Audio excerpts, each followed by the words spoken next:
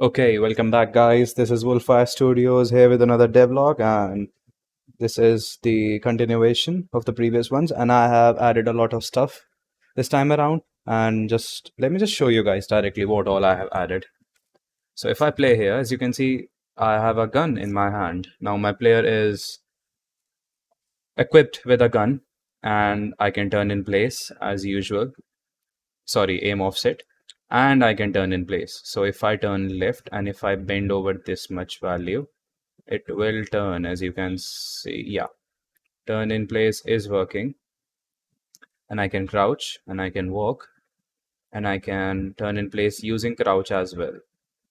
See, and again I can just sprint, I can jump, I can sprint, I can jump, I can just crouch, and yeah. So let me show you guys what all I have done and how I have implemented it. As you can see, first of all, these are some optics I'll be using in my game.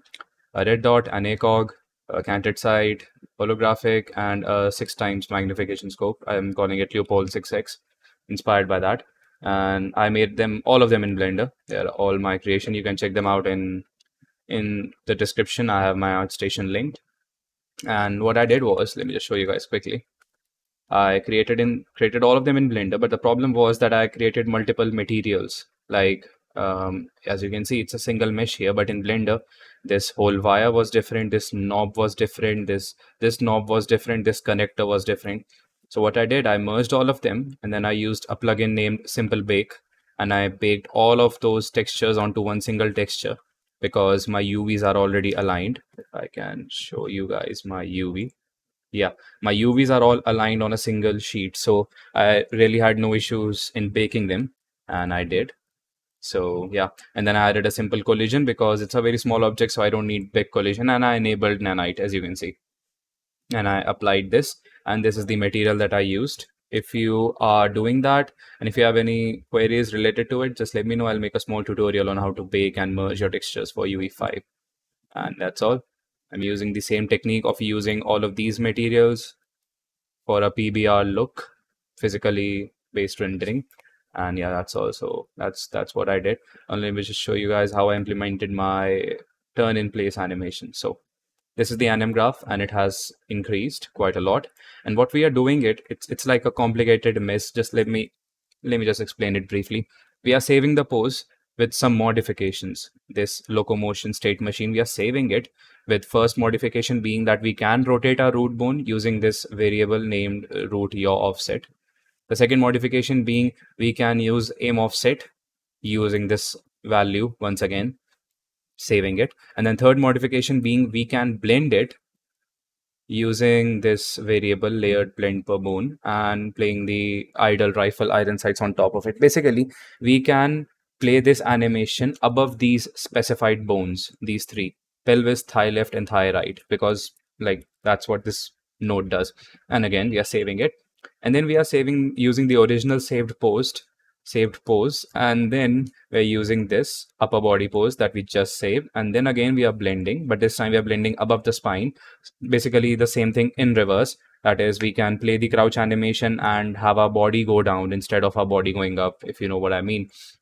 And then we are blending it again using this speed. Like basically, if our speed is greater than 0, that means we are walking or we are running. We want the standard conditions. If you guys remember the original locomotion with aim offset, we want that. But if we are standing still, we want to turn in place, because we cannot turn in place if we are running, right? So this whole code is just for sprinting. Sorry, just for idle.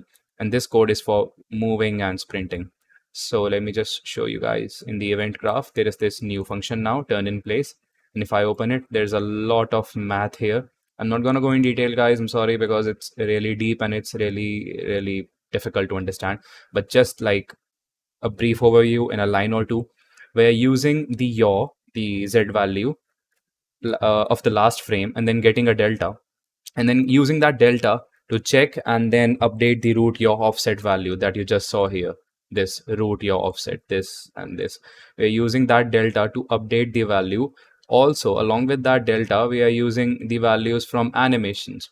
Now, this animation turn in left, as you can see, has a curve here which is telling the value, and another curve which is saying constantly 1, that means yes, we are turning. We are using these values to determine what to do and how to proceed, and what values we need to update, and what sort of a math we need to do. I derived this from a lot of places. I watched a video from Epic Games. They were describing turn in place, and there were some articles that I read. So yeah, the math is very tricky and complicated, but it gets the job done. Now let's come on to the second thing quickly, that being attaching this gun. So what I did, I created a blueprint that is this weapon base. It's an actor blueprint, and it has just one single skeletal mesh component here. Do I have it open? No, I don't. Let me just open it.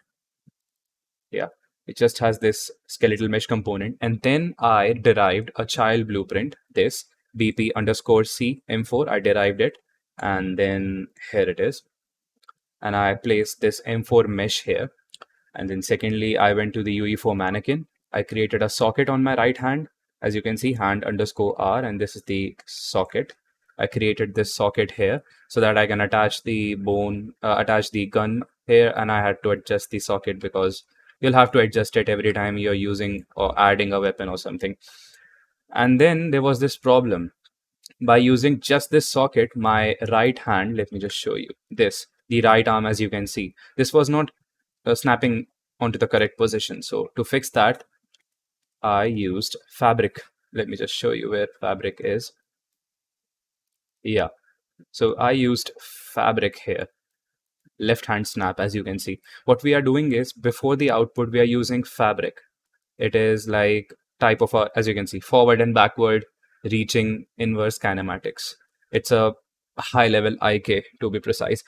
And this is the other node we are using, 2-bone IK, and we are using these values here. As you can see, these are some of the values. Again, you just have to eyeball them and get them right for your own model.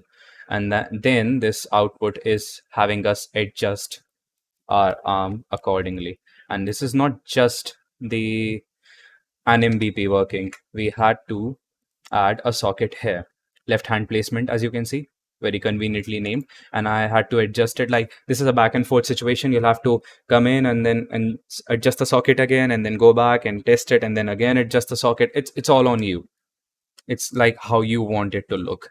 And I found this placement to be perfect. Yes, it is here, but that's how the arms are aligned of the mannequin. And these adjustments, I'll have to make them again once I'll be using MetaHumans. That's I'm sure of. Let me just show you how I'm achieving these values. This left hand transform, this is the function, left snap left hand.